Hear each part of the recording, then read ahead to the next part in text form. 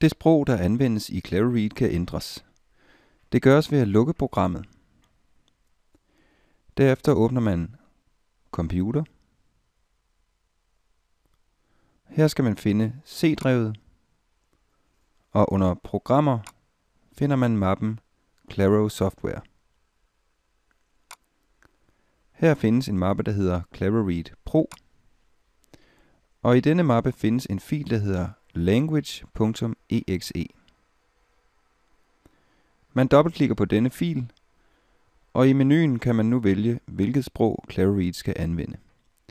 Nu skifter vi fra dansk til tysk.